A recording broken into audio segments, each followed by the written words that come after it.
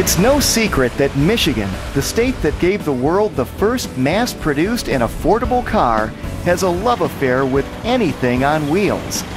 But cars aren't the only things on wheels. Each summer, nearly 8,000 history buffs and gearheads from all over get together on the old Smalley Farm just south of Mason, Michigan, to celebrate agriculture's mechanized past.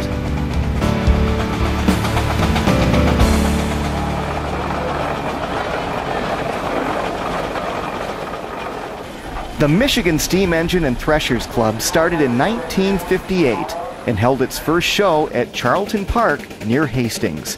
But as luck would have it, Michigan, the state that gave America the automobile, also gave America and itself freeways. In the late 1960s, an ever-expanding and heavily populated southern Michigan added literally hundreds of miles of new superhighways. One of those highways, US 127, grew from a bumpy two-lane blacktop to a major artery connecting the cities of Lansing and Jackson.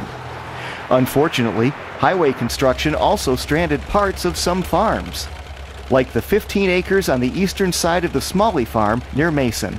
The Smalleys, who were also members of the Michigan Steam Engine and Threshers Club, soon realized that those 15 acres, which now sat on a major freeway, would make an ideal location for the annual 3-day summer show. There are several antique farm equipment shows around the U.S. and Canada, but as Michigan Steam Engine and Threshers Club Vice President Roy Every explains, there is one thing that makes this show different from most. A lot of shows, it seems that their stuff is on display, but we try to do activity and go through the motions of the old ways of farming.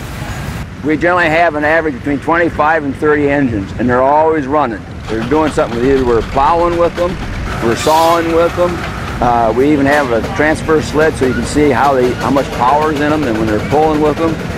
We have got some people as far away as South Dakota here, and I was just talking to our president, and he said, the gentleman that's here from South Dakota said, you people do things and you have fun around here. The show is an educational experience for young and old alike. There are steel-wheeled gas-powered tractors. There are steam-powered sawmills. Working wheat thrashing operations. Friendly plowing competitions between wood-fired and coal-fired steam engines. Real live blacksmiths. Antique cars. And if you ever heard Grandpa talk about courting Grandma and the old doodlebug, well, we've got a couple of those too. One of the highlights of the 3-day event is the Daily Tractor Parade, where visitors get to watch some very unique steam, diesel, and gas-powered machines and their owners enjoy the summer breeze.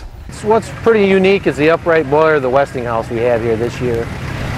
That comes to us from the Charlton Park Steam Association, but that is an upright boiler that's an attraction type.